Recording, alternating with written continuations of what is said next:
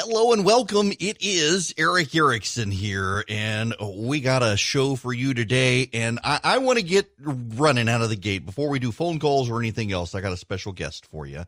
And most of you know him, and I would venture to say probably 90% of you at one point cast a vote for him. I'm talking about the Secretary of Agriculture and our former governor, Sonny Perdue. Good morning. How are you?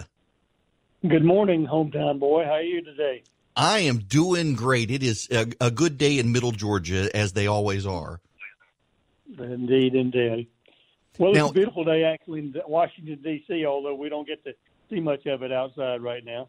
Okay, now I do have to ask you a question about that real quick. So has it like gotten all of a sudden cold and snowy up there? All my friends up the eastern seaboard are complaining that suddenly it's gone from beautiful weather to cold, and my wife, meanwhile, is able to ride her motorcycle finally. Well, we were in the Rose Garden yesterday afternoon for the press conference, and it got rather chilly there almost at dusk. But it's a beautiful day. It's what you kind of typical think of a mid-April day in D.C., but the weather's fine, but we have other challenges, obviously. Yeah, that is the truth. Let's talk about those. There are all sorts of growing concerns. In fact, I was just reading an email from a listener from Warner Robins, as a matter of fact, who is deeply concerned about the story of Smithfield Farms getting COVID-19 and worried about the food supply in the country. And I told him to stick around and listen because I knew you would be coming up and would have some answers. Well, certainly. And I want to reassure people. Obviously, Eric, as you know, there's been a sort of a dislocation of supply and demand. We had really two parallel systems of our supply chain. One went to restaurants, and about half of our food consumption now comes from out of the home. And then we have the other going into the retailers and grocery stores. Well, when restaurants and institutional settings, schools, colleges, and others shut down, that is a severe relocation. And many of these processors were geared for institutional size settings. The labeling's different, the size of the packaging is different, and many of their processing plants for efficiencies can't convert very quickly. So that's created some dislocation that we're trying to resolve with USDA. But I want to reassure your listeners and this lady who called that the food supply is going to be adequate. It's going to be safe. We do have some issues over some temporary shutdowns at some of our processing plants, so they can take care of their employees, they can clean out and make sure their workers are safe, but also make sure the food is processed as well. Now, I went to Publix yesterday, as a matter of fact, and I noticed that really the meat supply seems fine. I could get pretty much any sort of meat I could have gotten 2 months ago. And there seems to be some problems maybe with eggs and dairy, and obviously there's the toilet paper problem. But things do seem to, even if it may not be on the shelves yet, and I wonder how much of that is people, because as you said, so much of this is now going into the home. People are actually home more, so they're buying more as opposed to people hoarding the food. That's exactly right. The demand has shifted from out of home to home for eating there, and that creates some temporary bare shelves in some spots, which are quickly replenished. The vice president and I were in the Walmart grocery distribution center in Gordonsville, Virginia, Friday was a week ago, and they're moving things in and out well. Supply chain is very sophisticated in the United States. It's very integrated. In fact, it's so synchronized. That's been part of the problem in the dislocation of demand from the restaurants and institutional settings. That's been one of the challenges in helping us get back where people can reprocess to serve the consumer market in our retail establishments. I interviewed Governor Kemp yesterday about some of the healthcare challenges and things, and he noted the number of regulations that have to be waived that were in place, and suddenly they're not that necessary. And you've now mentioned the supply chain issues and the way some things are packaged. And I read a report, I think it was in the Wall Street Journal this weekend, that, for example, with the paper shortages, and it's particularly toilet paper, that because of the way UPC symbols are and the way things are labeled and the way regulation applies, that it is difficult to roll that over. So is the USDA and the government kind of making a note of some of these things to wonder, after this is over, are some of these things really necessary? Eric, you might imagine I've been asking those things since I've been in D.C. for 3.5 years about the necessity of some of these. In fact, here's the example I use. Congress will pass a law or a statute and then the executive branch writes regulations in order to implement that. Many times we take the intent of Congress and we bubble wrap it in 2 or 3 sections of safety, and in the bureaucracy, you can imagine there's a risk averseness of not wanting to violate anything, and we get ourselves all handcuffed about regulations. So we've been in the business for over 3 years now of what I call unwrapping the bubble wrap in many type of regulations. This just brings attention to some of the things that might have been needed at one time but are no longer necessary, and it's not like the business the speed of business. That's what we're trying to operate on. But the good news is USDA has responded very, very promptly to many of these waiver requests, both in the school lunch programs and the SNAP program, but also in the food chain program as well. So many of these things that I think you can, to your point, look at it afterwards and said, did we really need that at all? You came under some heat for one of the reforms you did of moving a number of people out of Washington closer to the Mississippi River Valley, frankly, closer to the farmers that they serve. And in hindsight, it almost looks like with all the telecommuting people are doing, having those people not in Washington, D.C. has actually probably helped you guys as opposed to the hunker down in Washington trying to get in or even telecommuting inside D.C. Well, Eric, you remember the 8 years when I served as governor from 2003 to 2011 weren't the best economic years we had. We had double-digit downturns in revenue on 2 or 3 or several occasions, and we had to learn how to save money and keep doing the job. When I realized we looked at a real relocation type of scenario that I was faced with when I was governor, with companies would come in and solicit us for all that. When we realized we could save over $300 million by moving in 15 years, by moving 2 small agencies out of D.C., it was a no-brainer for me. And you're right. These were mostly administrative people who can certainly do a job, but they're better off that we can actually hire people better out there that can't afford, frankly, with young families, school debt, these young PhD ag economists who can't afford to live in Washington, D.C. Well, you mentioned the economic downturn that Georgia had faced, and I remember when you did come in. I remember the number of people who didn't expect you to come in, and suddenly here you are, the governor of the state of Georgia, and you're dealing with some economic problems. And now suddenly you're in D.C. and you've got the same thing, but on a macro scale, much larger than ever. One, it just seems like you're the right person for the job given your background there. But two, you've also got a background in ag science and in veterinary medicine and all. How are you seeing the larger economic issues within the ag community shaping up because of the economic downturn? Well, there's some real pain, a legitimate type of pain out in the ag community and the supply chain, all the way from those who provide inputs to farmers and ranchers to those who serve it to our consumers and restaurants and others. So obviously the president is struggling right now. He's trying to thread the needle over getting this economy back. We don't want to have save ourselves from a virus and die of hunger, and that's kind of the hyperbole of what we face and the challenges here of moving this economy back, opening up. And I'm glad that he's thinking of it. I know he'll be speaking to the governors today, but he'll get criticism about that like he does about everything else. But I think it appears to me, I talked to Dr. Birx yesterday personally, and it does appear that this virus is peaking in many parts of the country, not everywhere, but it's not going to be a one-size-fits-all reopening either. So I'm glad to see him moving in that direction. We need to get back. We need to get our food demand back out of the home and where people can restore their lives and get back to work. What is your position now as we start getting people back to work on this growing argument about national security, our dependence on other countries, particularly China, as it relates to the agriculture sector and the competition we see abroad? Is there, in your mind, really a national security issue about being too broadly dependent globally on American food sources?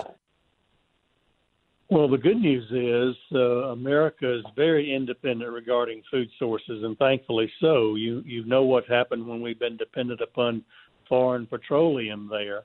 But that's the great news, is that America, based upon its farmers, its ranchers, its producers, and the hardworking people in the food supply chain, has adequate and safe food supply. What you may remember, having grown up, we now get fruits and vegetables year-round, counter-cyclical to our growing season, and that's coming in imports. But we have adequate food in our country solely contained. In fact, we have so much that we have to depend on exports for profitability in the ag sector. So I think that's a great way to be. I think if we were as independent in many ways as we are in our food supply, we would be a safer, more secure nation, in my opinion. Last question for you, Secretary Perdue. There are reports out about, and I think I've seen them, you've probably seen them, farmers having to either dump milk or produce. And now I read an article about the beef farmers are being hit on hard times because the middlemen are being able to get such low prices now. They're thinking of slaughtering cattle just to be able to boost demand and limit supply. What's the position within the USDA about these sorts of stories that are circulating? Well, that's what we were talking about earlier, trying to realign this parallel processing system in order to get all that straightened out. It takes a little while to do that. It takes logistical challenges, but the pork industry is particularly vulnerable. While we've got Georgia producers, Florida producers having to leave specialty crops, produce, and vegetables in the fields and plow them under because of lack of demand, we've also got the dairy dumping, as you mentioned, because the processors that those dairymen were selling to are processing for the institutional market. We're doing our best to get those relocated into a market where we can have all the milk in the grocery stores any consumer wants to purchase. But the challenge in the pork industry, it is so sophisticated, it's so just in time. When you breed a sow and the pigs are born, the pigs are weaned, they're fed, they've got to go somewhere. They don't have a facility to back up those fed hogs. They need to be processed onto the consumer. So if you think about it, Eric, it's almost like an accident on the interstate. Everything's flowing along great at 65 or 70 miles an hour until there's an accident. And then there may be a multi-car pileup and certainly a traffic stoppage for miles after that point, depending on the severity. So that's a little bit of what we're seeing in the food supply chain now.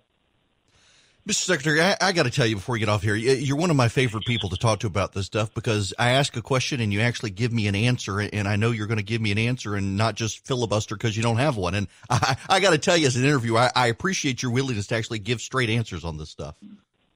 Well, I believe the American public deserves transparency and honesty many times when they don't like to hear the answer.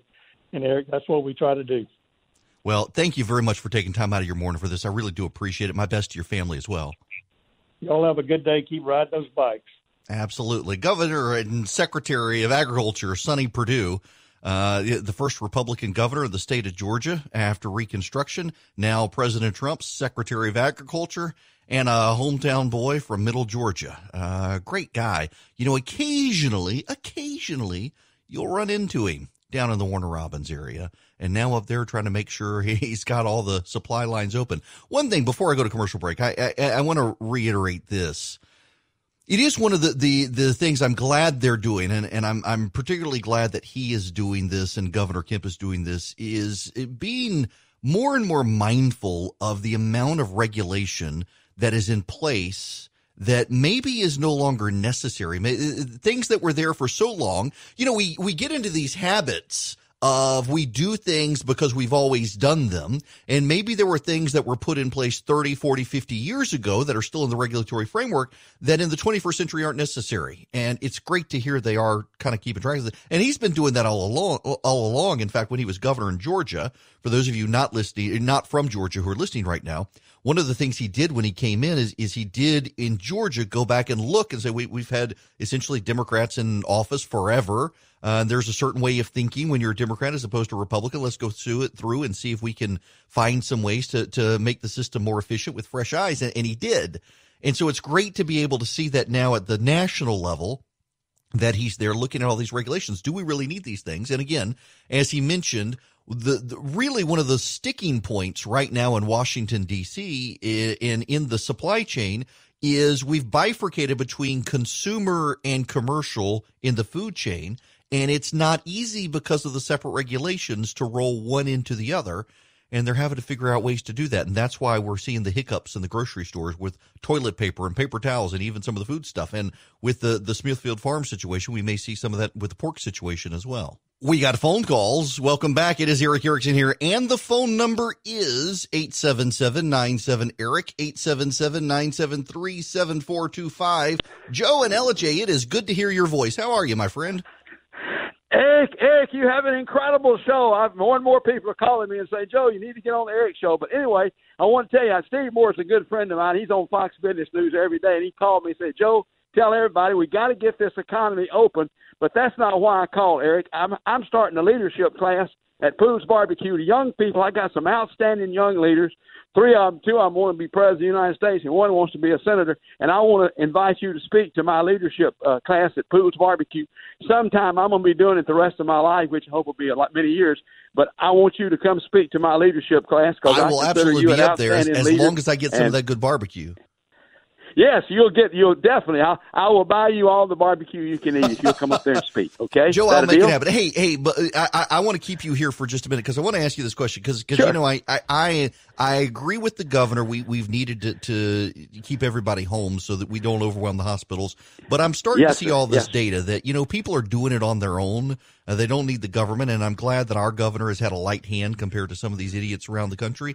But I'm starting to think, May 1 sounds like a good day. We should be able to tell people you're going to be able to start venturing out if you feel comfortable. And I'm wondering what up in LJ you guys are seeing in terms of the local economic impact. Well, that we agree with that 100%. Everybody I'm talking to, Eric, has I do a lot of talk shows, and everybody I'm talking to say, Joe, we got to open up. We got to get back to work. People in LJ are fired up. They're hardworking people, God-fearing, hardworking people. They want to go back and, no, they're not used to staying at home. They want to get out and get to work and see people. And but one good thing, Eric, people listen to talk radio more. People are hearing you more because they're at home and they at work they can't listen to Eric, but when they're home they can. So in one sense, it's really good for you because a lot of people are telling me, "Hey, Joe, I hear so Eric said such and such." And so it's good for you. But no, we need to get back to work. May 1st, that's what Steve Moore said, and I agree with Steve. Let's get this country back to work, Eric. May the 1st, and keep up the great job you're doing. Your talk show is fantastic, and I consider it a great honor to be on your show, and I'm looking forward to having you speak to my leadership class. I'm looking forward to come out there. Joe, thank you so much for being here. Thank you very much. Joe up at LJ, man, I got to go up there for the apple picking season too. Just a beautiful area up in LJ. Bob and Marietta, going to go to you next. Welcome. Hi. I was just, and I'm sure you're going to be talking about this on your show, but Trump's comments yesterday about using Article 2, Section 3 for recess appointments. I know there's a difference between what Obama did because he didn't obviously go this route and the Supreme Court slapped him down, but I didn't know if this is actually, even though it's never been used before, something that Trump could actually use and be constitutional. And also, if I can make an observation, I've always noticed, and you correct me if I'm wrong, Trump always seems to say many outlandish, bombastic types of things, comments, and threatens to do this, that, and the other thing. And everybody accuses him of being a king. But then he doesn't actually do them versus Obama. Bob, so I was going to say that, and that's a good point. The president makes these, like, for example, the other day, he said that, the president of the United States, he's in charge, he's in total control, and he gets to open up the country, and he doesn't. And of course, the left went wild over it, and he's not actually going to do it. He's not actually going to believe it. And then yesterday, for those of you who don't know, the president essentially said there's a provision in the Constitution that's never actually been deployed before, that when the House and the Senate cannot agree on an adjournment, the president can force them to adjourn. When the House and the Senate cannot agree on adjournment, the president can force them to adjourn. But the problem is, constitutionally, the House and the Senate, they're not having a problem reaching an agreement on adjournment. Both houses have agreed to do short-term recesses and pro forma sessions to avoid to avoid adjournment and to avoid a 10-day recess, because neither the Republicans nor the Democrats want to set the precedent of going into recess for more than 10 days so that the president can do recess appointments. It's a fairly settled constitutional principle now that you got to be in recess for more than 10 days for the president to do these appointments, and neither side wants to be in recess for more than 10 days now. So the president can't do it because it's not a matter of disagreement between the houses in Congress.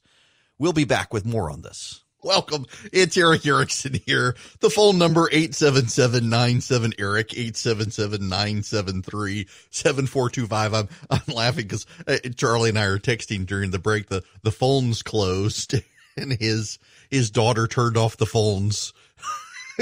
They're back open. You could call in, but I was texting him, and now I'll just follow up on the point here, and he can hear it over the wire. So my kid and I were discussing yesterday what would happen if I got sick. Who would do the show? Normally it would be Chris Burns. He's quarantined in his house. Alan Sanders is quarantined in his house. So what we do, and my teenager said, I'll do it. I was like, really? It'd be 3 hours of naming and shaming the people who annoy her. One day she will be a great talk radio personality, and she will not be afraid to name and shame the people who annoy her. They live in fear. I have had to admonish my children at one point that they should never tell people that I will name them on radio if they annoy my kids. In any event, there is a useful lesson out of Maryland today. No, I'm sorry. Yeah, it is Maryland. Taneytown, Maryland. Now, it looks like Taney, but we know it's named after Roger Taney, the Supreme Court Chief Justice from back during the Civil War. So Taneytown, Maryland police are reminding residents to wear pants while checking their mailbox.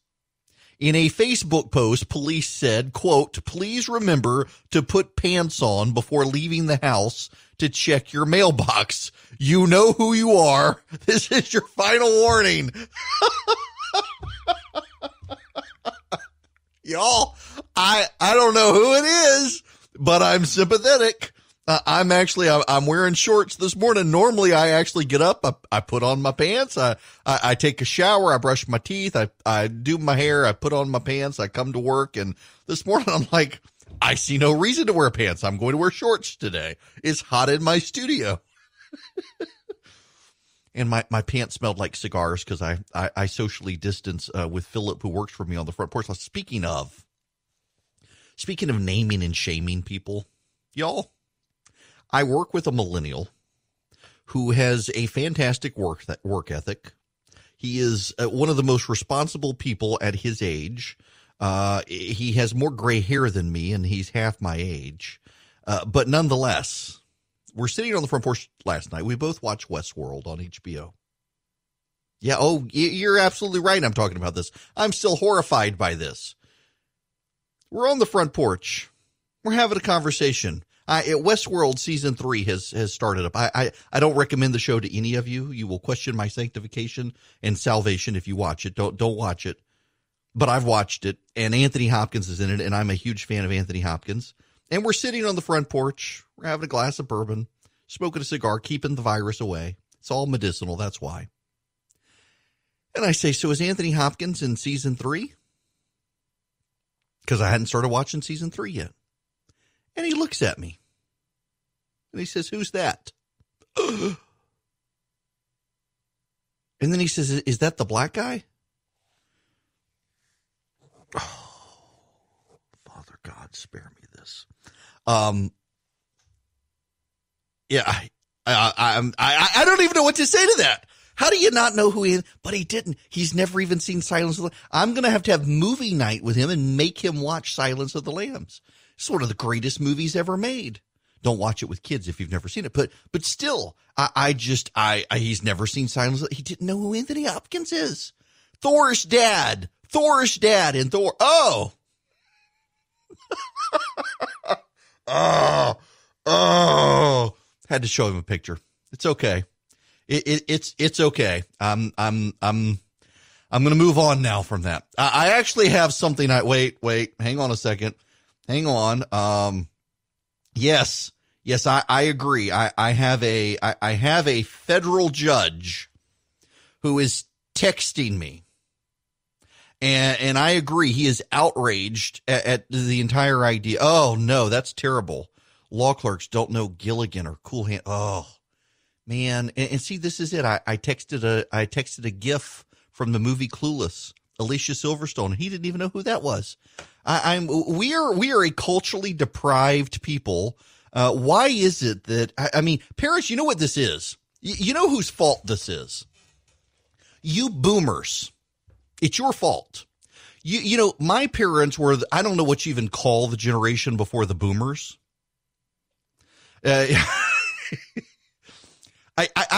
wouldn't, so the silent generation, you've got the greatest generation. So the silent generation is the generation before the greatest generation, the World War II generation. And so my grandparents, I guess they would technically be in the silent generation, cause they were having kids while World War II was going on. And I forget what you call that. They're not the boomers, whoever it is before the boomers. And all of those people made sure that their kids who are Gen X actually paid attention to pop culture and watched the classes. Like my mom, when I was growing up, we watched Casablanca. We watched all the great old Hitchcock movies. We watched The Birds. We watched North by Northwest. We watched the Cary Grant movies. We watched the Audrey Hepburn and the Katharine Hepburn movies and the Cary Grant movies. We watched the classics. I mean, the classics. And it is clear that the boomers have failed society because they raised a generation we call millennials who have no appreciation for classical American pop culture. I mean, they've never seen Gilligan's Island. The Beverly Hillbillies, what's that? A bad movie? No. It's a failure of the boomers. The boomers have failed society almost completely. But that's okay. I do have to carve out a caveat here and say that Philip, his parents are awesome, but they clearly neglected to show him like Anthony Hopkins movies. Oh, okay. I gotta move on. Millennials. I don't understand them. I'm raising my Gen Z children to actually appreciate the black and white classics. At some point I got to show them Patton, which is my favorite movie. If you ever wanted to break into anything and you requested a password and asked for favorite movie, Patton. I mean, you can read my book that I wrote, and Pat, I love that movie. George C. Scott, that opening sequence where they actually had to tone down the profanity to get that movie in the screen. If you've never seen the movie Patton before, hands down, it is my favorite movie of all time. I watch that movie. If I'm flipping through TV and that movie is on, I am fixated on that movie. I watched it. I actually sneaked in and watched it when I was 10 years old. My parents were in Abu Dhabi. Yes, we grew up in Dubai. My parents were in Abu Dhabi. They were out of town with my sisters for a softball tournament, and I was home by myself. We had a housekeeper from India. She lived in a little cottage in the back of our house. It's the way you grew up overseas at that time in the 80s. And my parents had rented Patton, and I decided I didn't even know what it was about. I was fixated on that movie. That is just the greatest movie ever made after Star Wars, but it is the greatest movie ever made. Now, all right, I need to move on because I got something I want to get off my chest. I think it was Ligon Duncan. Ligon Duncan is the chancellor of Reformed Theological Seminaries. I'm in RTS in Atlanta, their campus there, and Ligon Duncan is in charge of RTS as a whole. A brilliant academic mind and a great theologian, and I think it was him. There is a conference. They've done it online now. Usually they do it in person. Together for the Gospel. Mark Dever, Ligon Duncan, Al Mohler, and a number of others. They get together for this conference. It's fantastic. And a point, and I think it was him, I think he made it. What is the purpose of the church library or the church bookstore? I hesitate to say church bookstore because my church used to have a bookstore in downtown Macon, and they closed it down. And forever after, the friend of mine who was the church elder who made the decision to close it down has gotten grief. So I never like to say church bookstore, but we do have a great church library. And what is the purpose of the church library? The purpose of the church library is not to provide you all the books about faith. The purpose of the church library is to curate the best books about your faith. So, for example, a church library is not going to have a book on Islam, but it might have a book on Christian apologetics towards Islam. It's not going to have a book on doubting Christianity, but it may have a book on responding to the doubters of Christianity. Now, within the great host of books that your church library may have, it may have theologians who disagree with each other, but are all soundly Orthodox Christians. You may have Charles Hodge and John Owen and John Stott, and you may have John MacArthur and Wayne Grudem who disagree on prophetic gifts in the post-apostolic era, but they're both great Christians, and you'll have them even though they disagree. But you're not going to have Bart Ehrman in there. Bart Ehrman has spent his entire career trying to debunk Christianity. He used to be a Christian, and now he hates it, and he offers up his opinions, hiding behind a PhD to claim his opinions are actually expert knowledge, when typically what he does is he cherry picks information and says, all of the experts agree with this position, when it's like three crazy people. So you're not going to have him in the church bookstore or the church library. You're going to curate the best of the opinions. Now, this is not actually a monologue I intend it to be on the church. It's actually a monologue on conservatism, because I got a problem within conservatism, and we're running into it. Let me explain this briefly. Yesterday, I started the program, and I explained to you how New York is changing its methodology for counting COVID-19. It is now going to add presumed cases to those who tested positive prior to death. And there is a great conspiracy now among conservatives that this is done to somehow make the president look bad by inflating the count, and that's not it actually. What actually is happening is that the CDC, for accurate reporting right now, insists it only wants confirmed positive tests of COVID-19 people who die. But it wants the states and municipalities to continue tracking the presumed cases of COVID-19, because the CDC tracks the flu as of 2009 by tracking confirmed and presumed cases together. It used to, prior to 2009, only track confirmed cases. It now tracks confirmed and presumed cases. Now, how do they do that? Well, it's pretty easy. You go to the hospital and you got all the symptoms of the flu. You don't need a test for them to treat you for the flu. They code it into the hospital as you have flu-like symptoms or pneumonia-like symptoms. And so while the CDC admits it's not as accurate as giving everyone a test, it's accurate enough that we can get good trend lines for how diseases are progressing. So New York City is still giving the CDC the only test information that they want, but they're continuing to track, because the CDC asked them to, the presumed cases. And now they're releasing those presumed cases to the public, and it's driven up the death rate in New York City by 3,700 people. Well, there is already a conspiracy on the right that this is to undermine the president or some such, and I accurately reported why it's being done. And there are people who will not believe me, and I don't blame them, because I am a radio show, talk show host, and former lawyer. I am not an epidemiologist. I am not an expert in the field, but I actually called the Centers for Disease Control and Prevention, and I actually talked to an expert who actually explained the situation to me and referred me to the documentation from 2009 showing how they were changing how the flu is counted and why people are doing it now, and showed me the guidance where the CDC is telling states to keep track of presumed COVID-19 cases. I don't expect you to believe me, but you should be able to believe the experts. And yet on the right these days, we no longer want to consider expert opinion. We want to have our ears tickled and be told what we already think is true, as opposed to being challenged based on experts. And I kind of get that. You've got the left trotting out a 16-year-old with autism from Sweden, or Asperger's from Sweden, who claims to be an expert on global warming. And they put her up, and you can't challenge her. She's a child. Well, why can't we challenge her? And you see the media do this. The media puts up Malthusian pro-abortion people who believe we got to kill all the kids, otherwise we're all going to starve to death. Say, well, this is an expert. So I understand why the right is hesitant on experts. I do. But we've lost the ability to discern. Believe it or not, there are people out there who claim to be experts who believe the world is flat. Why should we give that person expert status? And increasingly on the right, what you're finding is people like that will get expert status. Why? Because the other side hates them and says they're not credible. You know, sometimes these people actually aren't credible. Sometimes the left says they're not credible because they're conservatives, because they're free marketeers, because they're capitalists, because they're pro-lifers.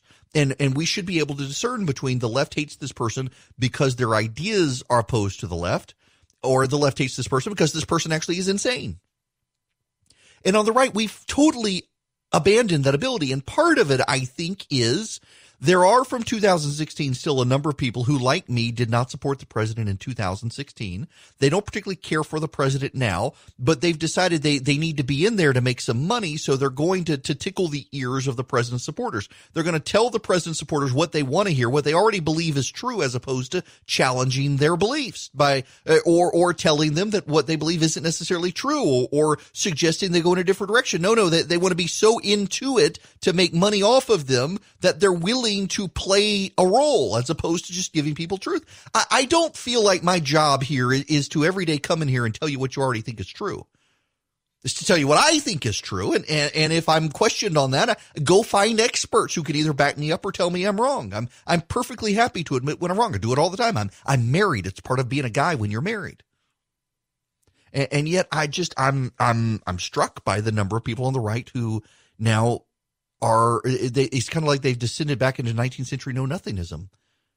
It's better not to accept an expert than to have the expert tell you what you believe is wrong. You know, within this COVID-19 stuff, between shutting down and reopening, there are a vast array of actual experts. But I saw yesterday somebody went out and they were highlighting an Israeli mathematician to tell us that the epidemiological experts are wrong on the spread of the virus. Now, actually, what he was saying is that the virus peaks after 40 days. And he's right on that. Everybody agrees. The question is, how far does it peak? How far does it spread before it peaks? And they completely ignored that. The willingness of people, particularly on the right, to have their ears tickled these days is horrifying to me, because the right has always been, the conservatism has always been the philosophy grounded in reality. Grounded in men are sinners, and even the atheist would recognize that men need to be pitted against each other to restrain all of their power, separation of powers, checks and balances. And the left has always been, who cares about history, who cares about facts, who cares about science? We're in the quest for utopia, so the past doesn't matter. The right has always shaped itself by guiding itself by the experts of the past to understand where we're going to go in the future. And yet now they want to reject that and just go on a whim because it's a cult of personality now. We got to get back to curating ideas. We need a church library for conservatism that's filled with the Hayeks and the Friedmans and the actual science and the actual experts on of life, instead of these crazy people who, they licked a stamp on a campaign, therefore they're an expert on campaigns like you get on TV these days. Facts and experts should actually matter, and we may not always agree. And there may be experts who use their expertise to peddle partisan positions, but we've lost our ability to discern any of that. And at this point, are all experts bad unless they tell me exactly what I want to hear? And I'm just not down for that. It is 55 after the hour. I am Eric Erickson, and the phone number here is 877-97-ERIC, 877-973-7425. Governor Perdue, I always say Governor Perdue, Secretary Perdue now, Secretary of Agriculture Perdue, started the show with me today. And in the third hour, I may replay it. I haven't decided yet if I want to replay the interview in the third hour, because I know there are people who couldn't get in here immediately to hear him right at 9, and there will be other people at 11. But at 11:30, Drew Eccles is going to join me, and I want you to be here for Drew. Drew is a farmer up in North Georgia, owns one of the big farms that is really instrumental in the supply chain, and is advocating more domestic production and essentially reshaping some of our agriculture regulations to make it better for farmers here, instead of the import agriculture that we have become dependent on to some degree. So I want to talk to him about that, and I know there have been questions about it, and he's a great expert to talk to on this issue. Before I get out of here for this hour, so down in Macon, there is a TV station, WGXA, of the Fox affiliate. And I got to say, I thought it was bad form, and I'm glad they deleted it. But they put up a tweet, and I want to read for you their tweet. The governor suspended the mask law. There is a mask law in Georgia. It's been on the books since the 50s that prohibits people from wearing masks in public except for holidays. And there are certain exceptions to it. And the governor issued an executive order and carved out an exception. And the exception is if you're wearing a mask in public to prevent the spread of the virus or to prevent contraction of the virus for public safety, you can ignore the law. And so WGXA News in Macon put out this tweet. Governor Kemp signed an executive order waiving a 1951 law that banned wearing KKK hoods amid the spread of COVID-19. Is it okay for Klan members to wear hoods to prevent spreading the virus? And then there was a helpful picture of Klansmen waving Confederate flags. Y'all, these sorts of stories bug me because they are obviously designed for clickbait. But it also puts government officials who are trying to do the right thing, obviously do the right thing, in a damned if you do, damned if you don't situation. Had the governor not waived the law, he would be blown up, including by Democrats who asked him to waive the law, for not doing so. And now by waiving the law, it is suggested by a press outlet that maybe this will allow Klansmen to go back to wearing their hoods in public, claiming COVID-19 protection. I'm glad they took it down, but they shouldn't have put it up in the first place. We need better judgment out there on all sides right now. Hello and welcome. How are you? How's quarantining going? It's Eric Erickson here. The phone number is 877-97-ERIC, 877-973-7425. So I got asked a question in email, and I feel like I should discuss it with you guys. Governor Kemp's order is specific that you should not have visitors into your home. And I had a friend, a coworker who works with me at the Resurgent over last night. And was I running afoul of the order? And my response is technically perhaps. But in talking to all of the public health officials and the governor's office on the order, if you are outside your home, you don't have people in your house, you limit the number of people and you stay 6 feet apart. They're really not concerned, and they're concerned about people having crowds. And there actually is a report out. Where is this? About enforcement of shelter in place. Yes, a Georgia soldier is accused of speeding away from state troopers while driving drunk.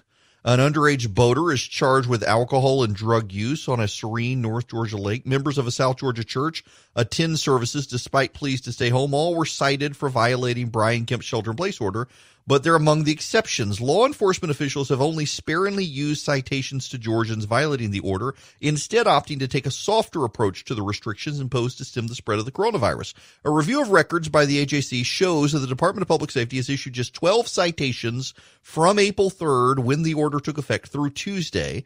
The other main state enforcing agency enforcing the rule, the Department of Natural Resources, reported one crime. Many Metro Atlanta police departments and sheriff's office say they fielded a surge of calls about potential incidents, but instead of criminal charges or citations, officers and deputies are educating citizens on the order, avoiding booking violators in jail. We're not aiming to arrest people violating the shelter-in-place order, Captain Jay Baker of the Cherokee County Sheriff's Office said. In an effort to keep our deputies and other inmates safe, we're trying to avoid unnecessary arrests. City of Atlanta police officers, too, haven't issued any citations for violating the mayor's order or the governor's order. In lieu of aggressive ticketing, Georgia state troopers have issued 200 warnings and closed 20 businesses, including those that voluntarily shuttered after learning details of the order. In all, there have been more than 800 calls since the order went into effect. Most of the calls that the State Patrol and other state authorities have received were listed as not sustained, meaning they didn't observe any violation of the state's order. Some raced to investigate secondhand tips or rumors from social media. Several involved homeowners hosting barbecues or other gatherings of more than 10 people who quickly dispersed. Many centered on large gatherings or businesses that opened without exercising social distancing. You know, I got to say, for the rest of the nation, be like Georgia. I had a friend and coworker who sat on my front porch more than 6 feet away from me, both of us having been quarantined. And I'm okay with anybody doing that. The order allows people to provide support for conduct of activities of daily living. Someone not inside my house sitting on my porch more than 6 feet from me, we're not even in the same space, and we're also facing away from each other. I don't have a problem with anybody doing that. I have a real problem with people who are having crowds at their house right now. And the order is very, very clear that it will be strictly enforced if you have a crowd of 10 or more at your house. You don't do that. I have a storage unit, and actually went to the storage unit the other day, and there was the person who manages it's best I can figure out.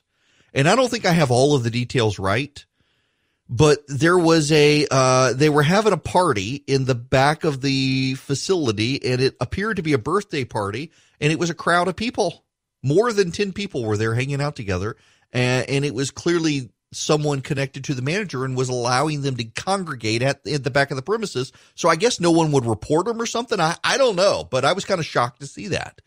The idea that you're hosting big barbecues and birthday parties is crazy, but I have seen around my neighborhood people who have 1 or 2 people over, and they are sitting 6 or more feet apart from each other.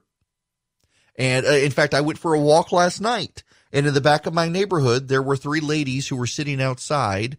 All of them had their chairs spread out more than they otherwise would. In fact, there was a table in the middle, but they each were further back from the table, so they had their drinks in their laps, and they were visiting with each other. I don't think anyone should have a problem with that.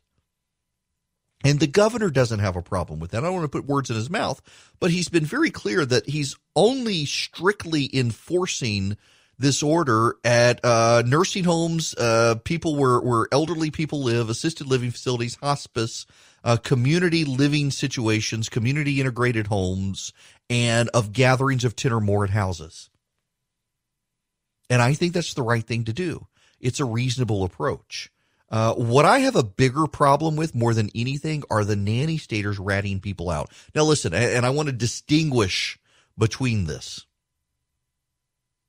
If you're having a big gathering at your house right now, and there are cars up and down the street, and there are people coming in and out of your house, I don't have a problem if someone calls the police and says, hey, this person is clearly running afoul of this order. The rest of us can't do it. Why can this person do it? I don't have a problem with you doing that.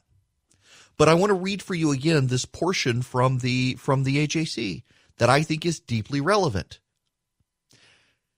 The Georgia State Patrol has received more than 800 calls, and most of them were listed as not sustained, meaning there was no activity observed that violated the state order. Some of this is actually coming from, a good portion of them are coming from beaches.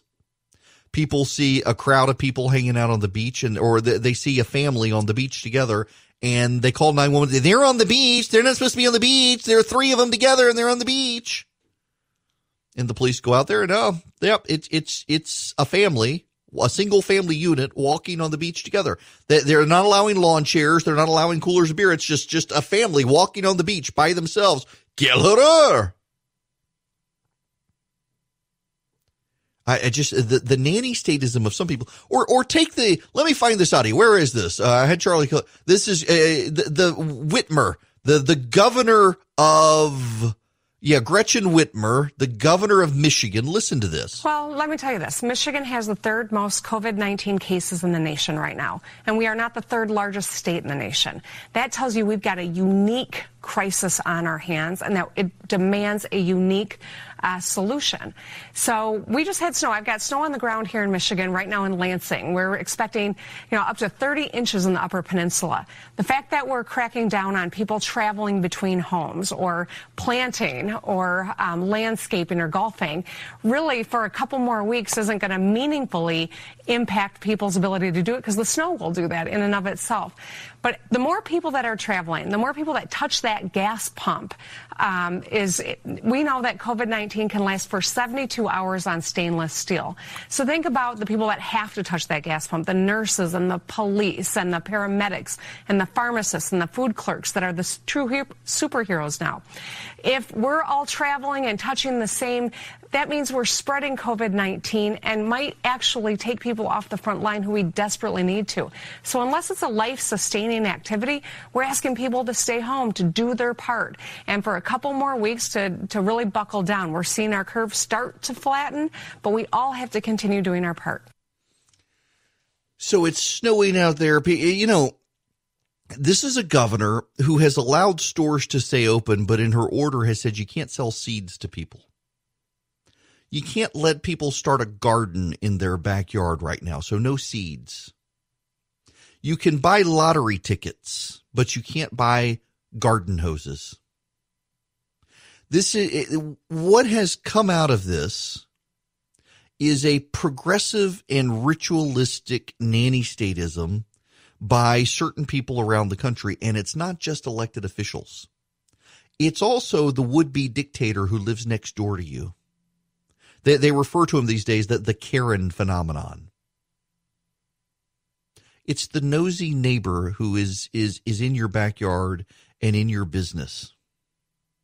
What was the now I have to Google this because it's going to drive me crazy. Nosy neighbor in Bewitched. Philip won't get this reference either. Yes, Gladys Kravitz. Yes, Gladys Kravitz. Gladys Kravitz was the neighbor in the old sitcom. Now, granted, I shouldn't get this reference either, but the reruns when I was a kid. Bewitched was the show before I was born in the 1960s about the woman who was married to the guy and she was a witch and none of the neighbors knew it. And it was a very funny show.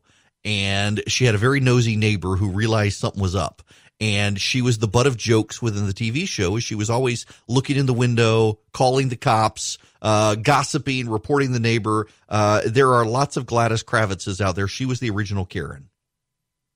And it is astonishing to me the number of people out there who are just little dictators. Who, oh my goodness, you have someone on your patio with you and you're 6 feet apart. You're not supposed to have this. I'm calling 911 on you. We've lost the ability to distinguish or to discern. We've lost the ability to look at life and say, hey, you know what? This is none of my business. Or we've lost the ability to look at a situation and say, you know what? They're really not hurting anybody. So I'm going to leave them alone. The fine letter of the law. We got a bunch of would-be East Germans around here who can't leave well enough alone, who are busybodies, who need to feel empowered, and that's really where this is. There are those people who just feel like they need to be empowered. They need to exert themselves. They need to in some way feel more powerful than you. They need to make sure you're following the law. They will not rest until you yourself are as miserable as they are. And there are those who mean well, and there are those who actually realize you shouldn't be doing what you're doing.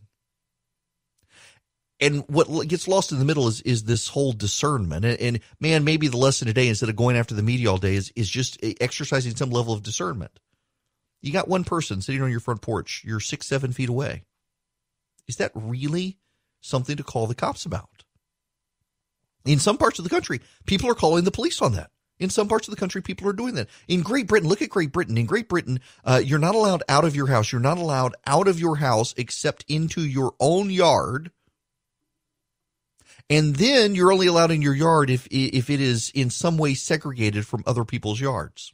So if you've got townhouses in Great Britain and the fronts of the houses don't have fences between them, you can't go out in your front yard.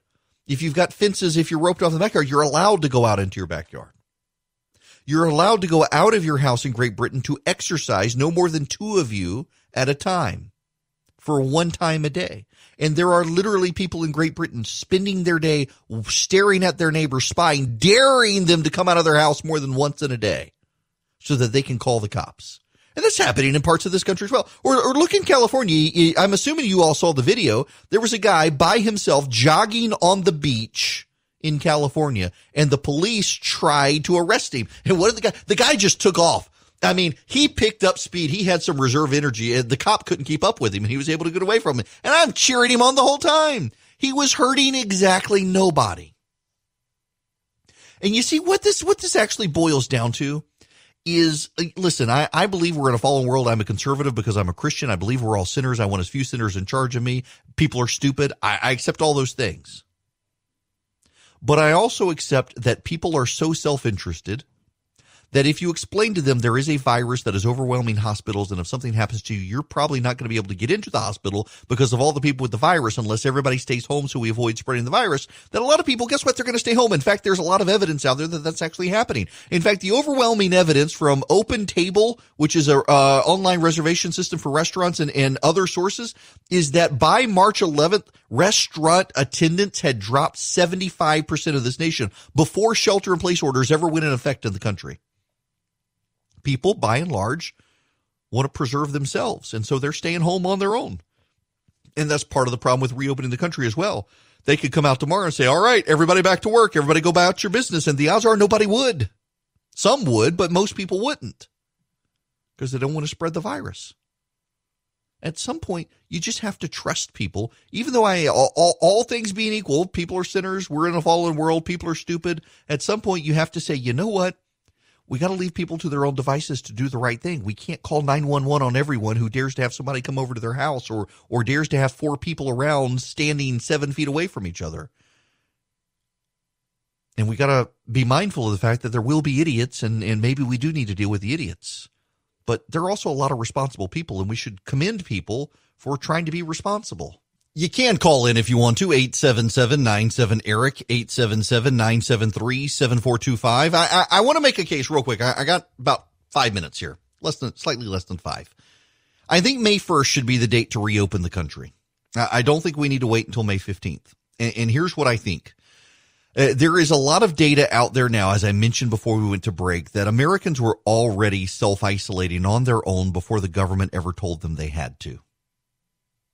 And I think what we need to do is we need to be clear and open and honest with people and do it on a regular basis. In fact, if I were the president, I would reshape the press conferences in the afternoon so they're not about fighting the press. They're about this. We have a virus in this country.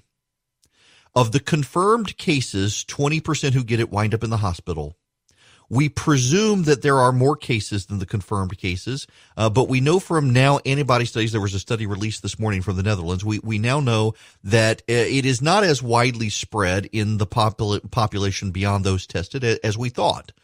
In the Netherlands, maybe 3 to 5% of people beyond those tested are showing up positive because testing is so widespread there. So turns out the virus is not as spread in the herd as we thought. So I would say if I were president, I would say we want to open the country back up on May 1st. But here's what we've got to do. Those of you who are high risk, you've got to stay home. Those of you who go about in society, you need to wear masks. You need to understand that if this gets loose again, we're going to have to shut it all down again. So you don't go out unless you have to. Be smart about it. We do not want to have to do this all over again. And I think that's fair. Educate people as to the risk. Let Americans make informed decisions on their own. We've had to stay home. Explain it to people. We've had to stay home for a couple of weeks because we've had a testing backlog. We've had a backlog in the supply chain of getting masks to people. And we absolutely, positively needed you to stay in place so that we did not overwhelm hospital capacity. But hospitals are now not getting overwhelmed. The testing supply chain is resolved, and the mass shortage is being resolved and will be by May 1st. So on May 1st, if you feel the need to venture out of your house, venture out of the house. But if you can stay home, stay home. Businesses are encouraged to still have people telecommute. Businesses are encouraged to still have people not come to the office. But at that point, you know the risks. You know what's involved, and go out of the house if you need to go out of the house. Now, I suspect what you're going to see is a lot of people still won't.